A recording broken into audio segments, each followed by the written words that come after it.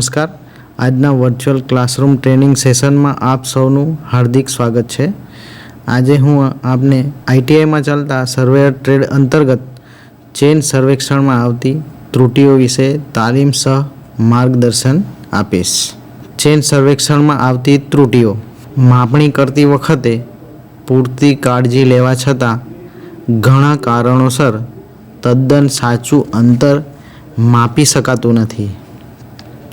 સાચા અંતર અને માપેલા અંતર વચ્ચેના તફાવતને ત્રુટિ અથવા તો એરર કહેવામાં આવે છે. આ ત્રુટિઓ કુદરતી, ઉપકરણીય અને વ્યક્તિગત કારણોસર રહે છે. ઉષ્ણતામાનમાં થતા ફેરફાર, પવન, વક્રીભવન, ગુરુત્વાકર્ષણ, માપણીમાં અવરોધો, સમતલીય સર્વેક્ષણમાં ઉપેક્ષિત પૃથ્વીની ગોળાઈ, ચુંબકીય આકર્ષણમાં થતા ફેરફાર વગેરે કુદરતી કારણોસર આવતી ત્રુટિઓ કુદરતી ત્રુટિઓ કહેવાય છે. ઉપકરણની ખામીવાળી રચના, તેના સ્થાયી સમાયોજનમાં રહેલી ખામી, વપરાશના લીધે થયેલ ઘસારો, વાતાવરણની ઉપકરણ પર થતી અસર વગેરેથી ઉપકરણના લીધે આવતી ત્રુટિઓ ઉપકરણીય ત્રુટિઓ કહેવામાં આવે છે.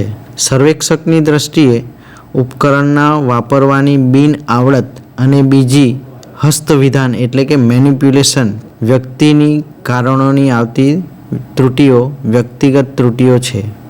આ ત્રુટિઓને નીચેના 3 વિભાગોમાં વહેંચી શકાય છે. 1. મિસ્ટેક અથવા તો ભૂલો. 2 છે સિસ્ટમેટિક એરર્સ એટલે કે પદ્ધતિસરની ત્રુટિઓ. 3 છે એક્સિડેન્ટલ એરર્સ જે આકસ્મિક ત્રુટિઓ તરીકે ઓળખાય છે. હવે સૌપ્રથમ આપણે મિસ્ટેક્સ એટલે કે ભૂલો વિશે જોઈશું. સર્વેક્ષણથી વ્યક્તિગત કારણોસર થતી ત્રુટિઓને ભૂલો કહેવામાં આવે છે.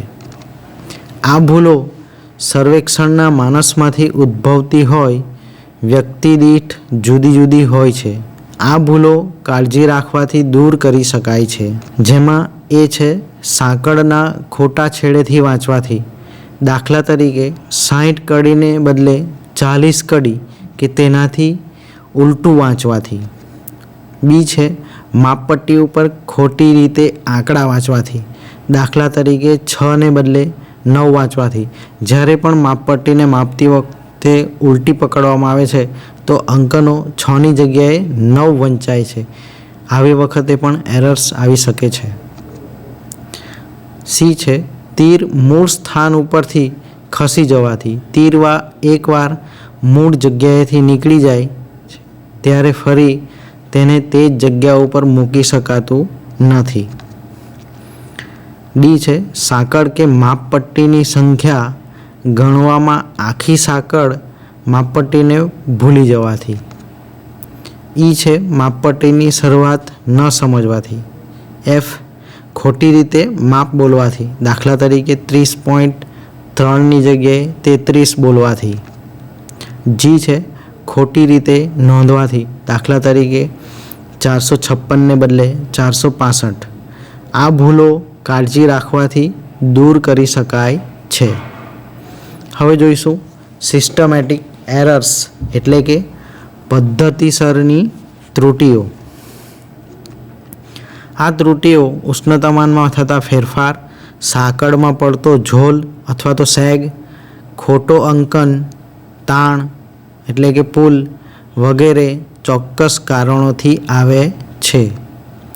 કોઈપણ રાશિ એટલે કે ક્વોન્ટિટીનું માપ તે રાશિની ખરી કિંમત કરતાં વધારે હોય તો ત્રુટિ પ્લસ છે અને આ ત્રુટિ માટે સુધારો માઇનસ છે. જ્યારે રાશિનું માપ તેની ખરી કિંમત કરતાં ઓછું હોય તો ત્રુટિ ઋણ છે અને આ ત્રુટિ માટેનો સુધારો ધન છે. આ પદ્ધતિસરની ત્રુટિઓ તેમને માટે જવાબદાર કારણો દૂર કરવાથી નિવારી શકાય છે. આ પદ્ધતિસરની ત્રુટિઓને નીચેના 2 વર્ગમાં વહેંચી શકાય છે. જેમાંનું એક છે ક્યુમ્યુલેટિવ એરર્સ જેને સંચયી ત્રુટિઓ તરીકે ઓળખવામાં આવે છે. બીજું છે કોમ્પેન્સેટિંગ એરર્સ, જેને પૂરક ત્રુટીઓ તરીકે ઓળખવામાં આવે છે. હવે સૌપ્રથમ આપણે ક્યુમ્યુલેટિવ એરર્સ વિશે જોઈશું. સંચય ત્રુટીઓ એક જ દિશામાં થાય છે, આથી ત્રુટીઓનો સંચય થતો જાય છે. એટલે કે સંચય ત્રુટીઓ એક જ દિશામાં થતી હોવાથી જેમ જેમ માપણી કરતાં આગળ જતા જઈએ તેમ તેમ ત્રુટીઓનો વધારો થતો જાય છે, એટલે કે સંચય થતો જાય છે. દાખલા તરીકે સાંકળની લંબાઈમાં રહેલી ત્રુટી આ ખોટી સાંકળ વડે લંબાઈ માપતા જેમ લંબાઈ માપતા જઈએ તેમ માપેલી લંબાઈમાં આવતી ત્રુટી પણ વધતી જાય છે. જો સાંકળ તેની પ્રમાણિત લંબાઈ કરતાં 10 સેન્ટીમીટર લાંબી હોય છે, તે દર સાંકળની લંબાઈએ 10 સેન્ટીમીટરની ત્રુટી આવે છે. આમ આ જાતની ત્રુટીઓ ગંભીર પ્રકારની ગણાય છે, કારણ કે આ ત્રુટીઓથી કામની ચોકસાઈને ઘણી અસર પહોંચે છે. બીજું છે કોમ્પેન્સેટિંગ એરર્સ, જેને પૂરક ત્રુટીઓ તરીકે ઓળખવામાં આવે છે. આ ત્રુટીઓ જુદી જુદી દિશામાં આવતી હોવાથી તેઓ અન્યને સમતોલિત કરે છે, એટલા માટે તેમને પૂરક ત્રુટીઓ કહેવામાં આવે છે. દાખલા તરીકે સાંકળના ખેંચાણમાં તફાવત માપણી કરતાં જો સાંકળને જોઈએ તેના કરતાં વધારે તાણથી ખેંચવામાં આવે તો તેની લંબાઈમાં વધારો થાય છે, અને જોઈએ તે કરતાં ઓછા તાણથી ખેંચવામાં આવે તો તેની લંબાઈમાં ઘટાડો થાય છે. આમ કોઈકવાર સાંકળની લંબાઈ વધારે અને કોઈકવાર ઓછી, આથી માપેલી કુલ લંબાઈમાં ખાસ તફાવત પડતો નથી. હવે એક્સિડેન્ટલ એરર્સ એટલે કે આકસ્મિક ત્રુટીઓ વિશે જોઈશું. ઉષ્ણતામાનમાં થતા ફેરફાર, ચુંબકીય આકર્ષણમાં થતા ફેરફાર, પવનની દિશા અને તેની ગતિમાં થતા ફેરફાર વગેરે આકસ્મિક કારણોસર થતી ત્રુટીઓને આકસ્મિક ત્રુટીઓ કહેવામાં આવે છે. આ ત્રુટીઓ સામાન્ય રીતે પૂરક હોય છે. સાંકળ સર્વેક્ષણમાં થતી ત્રુટીઓનું વર્ગીકરણ નીચે આપેલ છે. જેમાંનું એક છે સાંકળની ખોટી લંબાઈ હોય તો સંચય ત્રુટી ધન એટલે કે પોઝિટિવ અથવા તો ઋણ એટલે નેગેટિવ હોઈ શકે છે. બીજું છે ખોટું આરેખણ કરીએ તો સંચય ત્રુટી પોઝિટિવ આવે છે. ત્રીજું છે ઝોલ, સંચય ત્રુટી ધન આવે છે. ચોથું કારણ છે ઉષ્ણતામાન, સંચય ત્રુટી ધન અથવા તો ઋણ. ખેંચાણમાં તફાવત, પૂરક ત્રુટી ધન અથવા તો ઋણ. 6. ઢોળાવ ઉપર માપણી કરીએ તો સંચય ત્રુટી ધન આવે છે. આભાર.